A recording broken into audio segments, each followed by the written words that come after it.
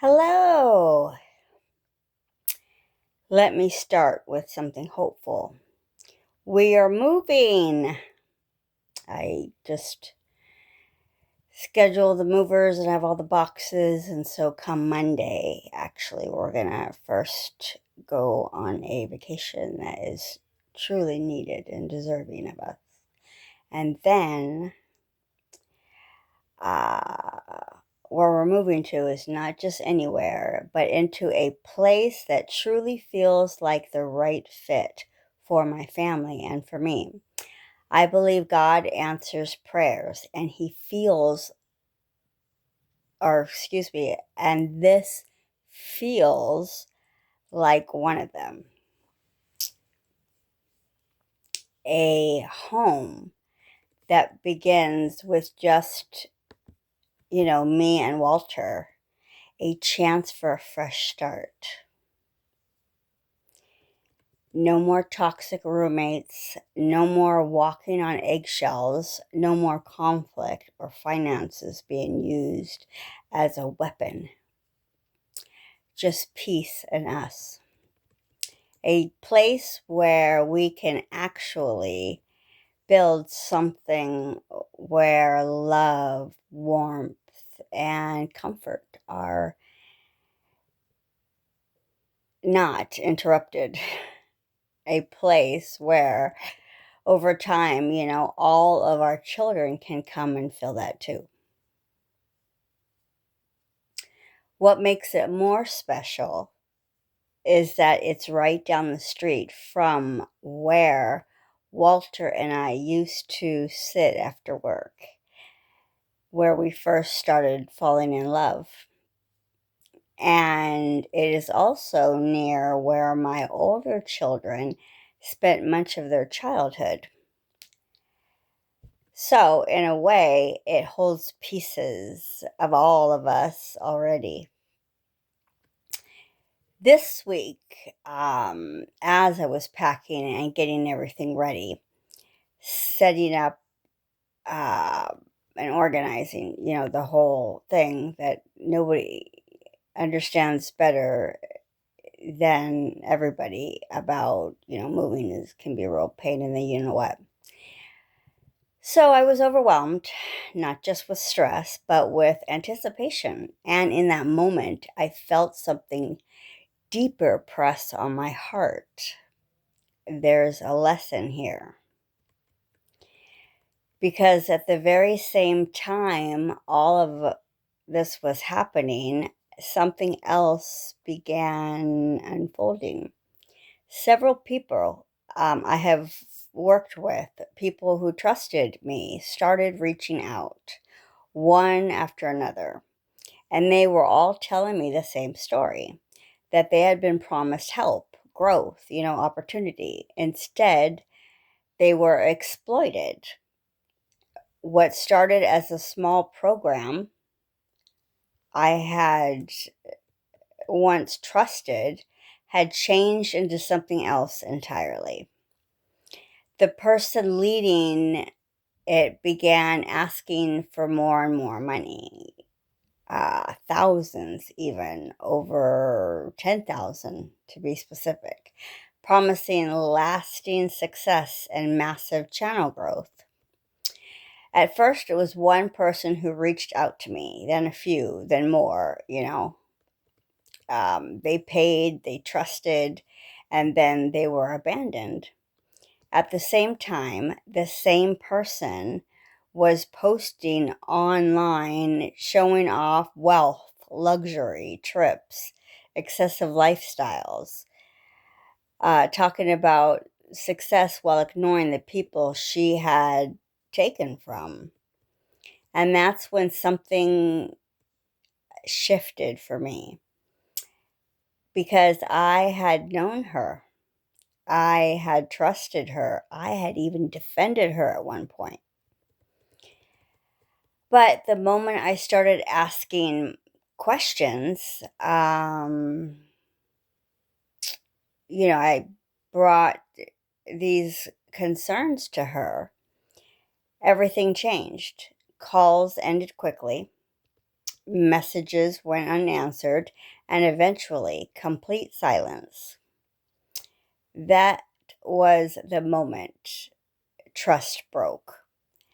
Recently, I had asked to be part of a growing legal case, one that includes many of these same people against her, all with evidence, all with the same experience. And I said yes, not because of what I lost, but because of what they did. Because this isn't just about money, it's about something deeper. It's about relationships, the kind we trust, the kind we enter into, and the kind that slowly reveals something we didn't see at the beginning, though. Some relationships feel exciting, some feel harmless, some even feel a little illicit, and others, they cross the line that should never be crossed. So the question becomes, why do these relationships begin, even when someone knows better? And more importantly, why do they continue?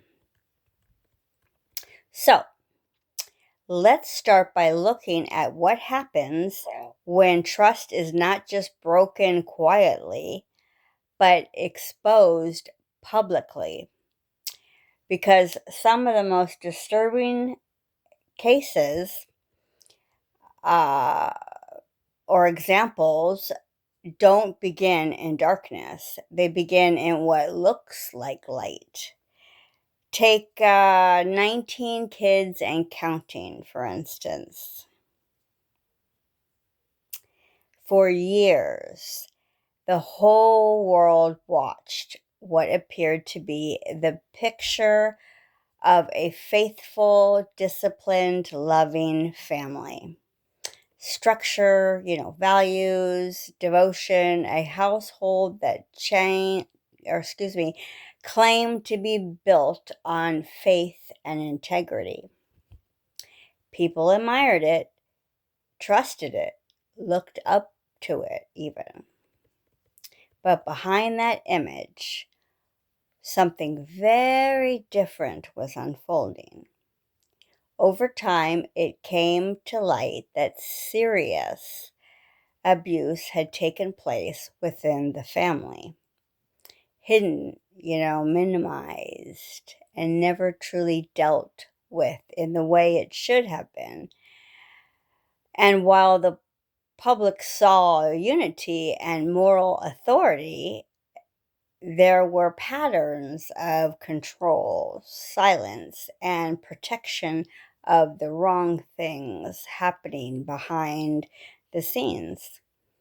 And if it didn't stop there, as the children grew older, another layer surfaced. Financial control. The very people who had helped build that public platform, who had worked, filmed, and given their lives to the show, the kids, were not even being compensated fairly, if at all. Meanwhile, the person in charge held the power, the contracts, the money, the decisions. So, what looked like a healthy, faith filled family on the inside was also a system where trust, once again, was being used for image, even, used for control, used for gain. And that's where it connects.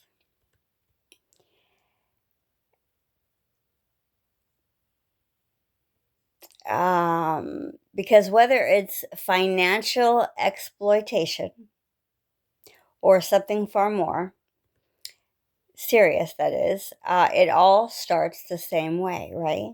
with trust. When someone, believing they are safe, believing they are valued, believing that they are a part of something good, and then slowly the trust is reshaped into something else. Something controlling, something hidden, something harmful. And sometimes it goes even further than that. Because when we look at another case like Mary Kay Letourneau, we see a different angle of the same question. This wasn't about money.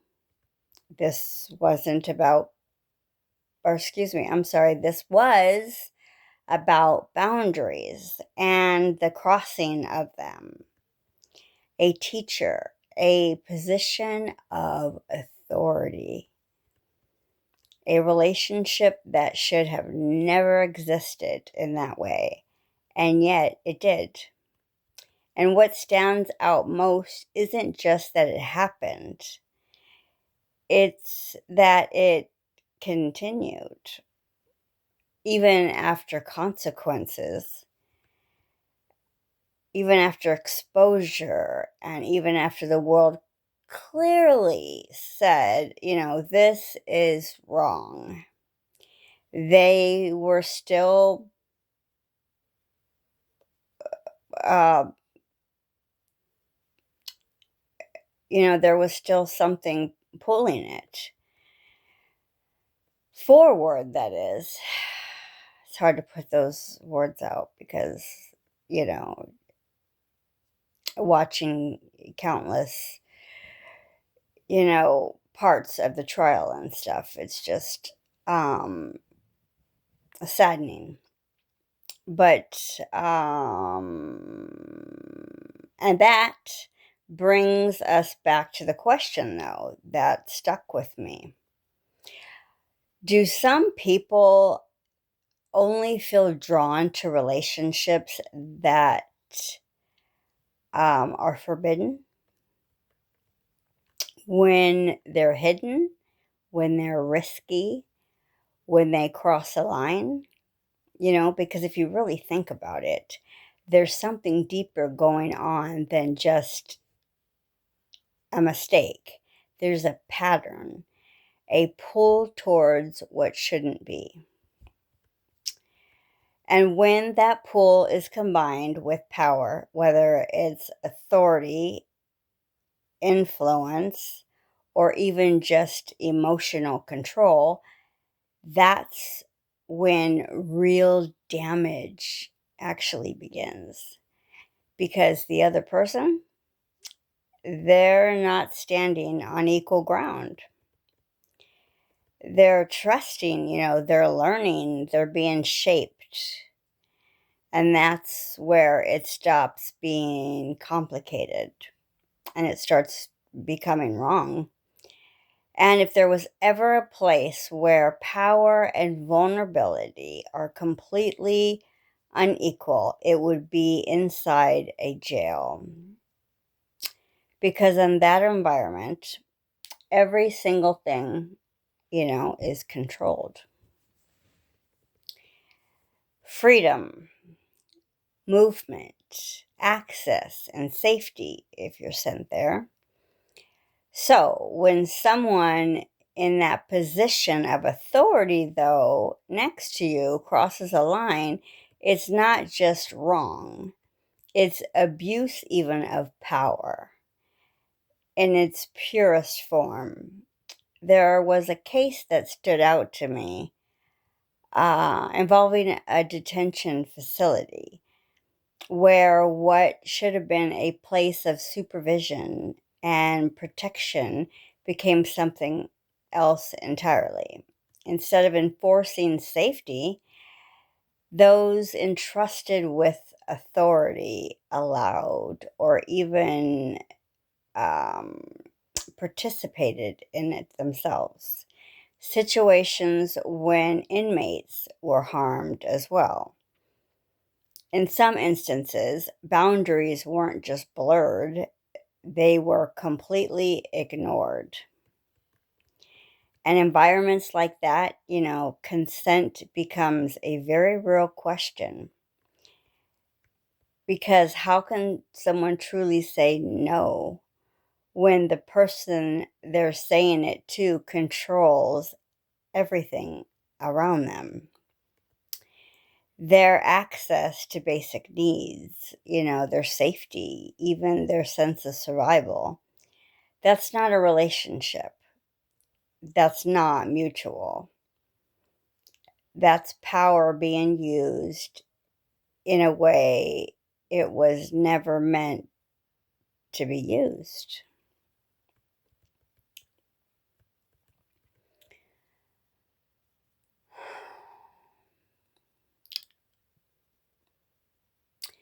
And what's even more disturbing is that many of these situations went on for long periods of time, even before anything was done. Multiple victims, repeated patterns, systems that failed to step in when they should have. Groups of people, coming together, um, which is why now you're seeing something familiar again, and sharing stories of, what you or another has even experienced, yourselves. Even your reaction to the trauma that, you may have seen on the news between Mary Kay Letourneau and 19 kids and counting, because it's all over the news right now, right? But it's building cases, it's seeking accountability, just like the situation I told you about earlier. Different setting, different kind of harm, but the same foundation. People trusted someone in a position of authority, and the trust was taken advantage of. So now, if we step back and look at all three of the situations together, a public family image that hid control and harm, a teacher who crosses the line that should never be crossed, and authority figures in a system who misused their power over those with none. We start to see, though, the pattern clearly.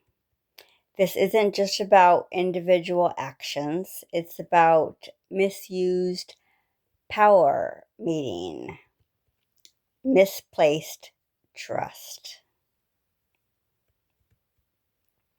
And once that line is crossed, it doesn't always stop, unfortunately, which is why I want to pause here for a moment.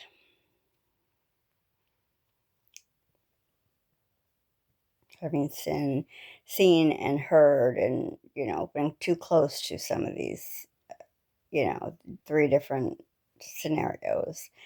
Because not every story fits, though, still into those categories. Not even relationships that feel intense, hidden or even a little off limits is illegal or abusive.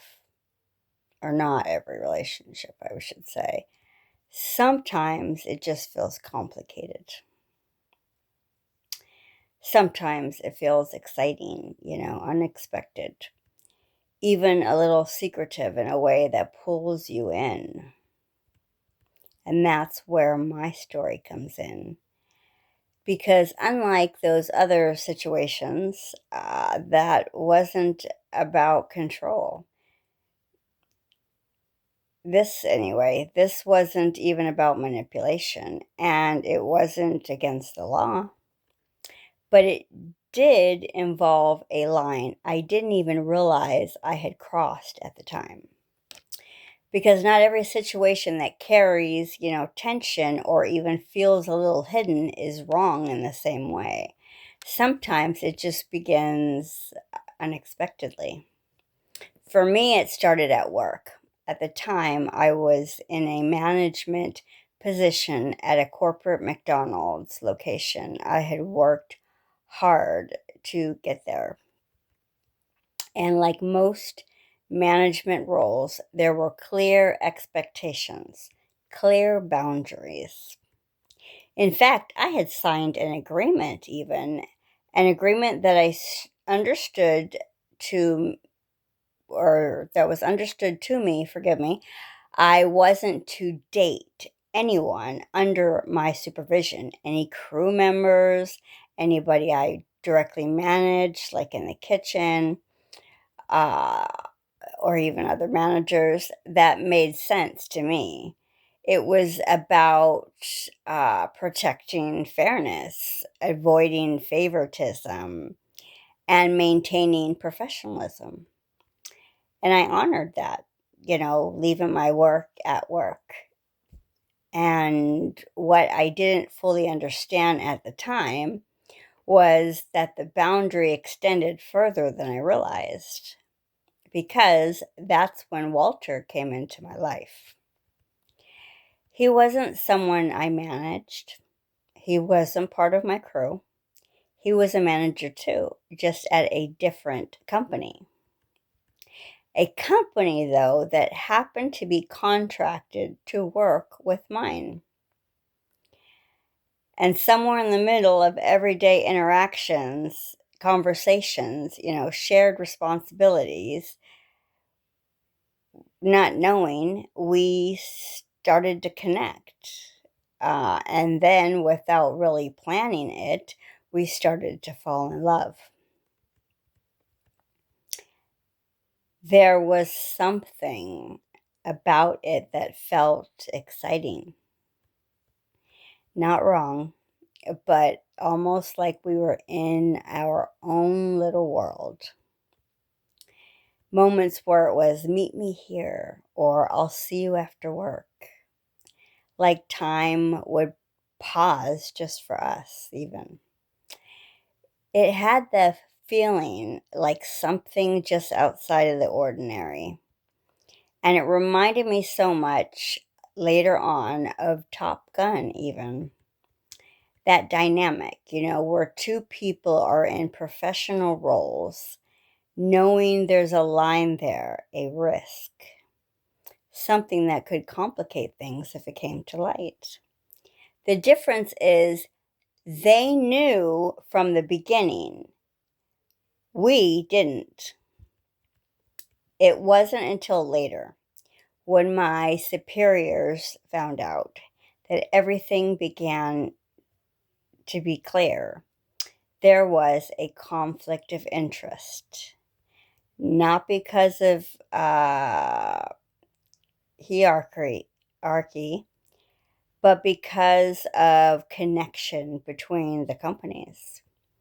And by that point, it wasn't something we were willing to walk away from. Not when feelings were real, not when love had already taken root, not when I was already pregnant. I'd say it was about even a year in. So instead of forcing an impossible choice, my boss made a different one. The contract between the companies was ended, and I wasn't penalized, and neither was Walter. And just like that, something that started quietly, something that felt personal and separate, had a real external impact. And this is where the distinction matters, because unlike the other stories, this wasn't illegal, this wasn't exploitation, this wasn't abuse of power, but it was crossing of a boundary, a professional one I didn't even fully understand at the time I agreed to it.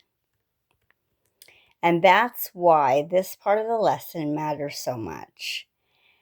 Because not every relationship that feels intense or even a little off limits is harmful in the same way.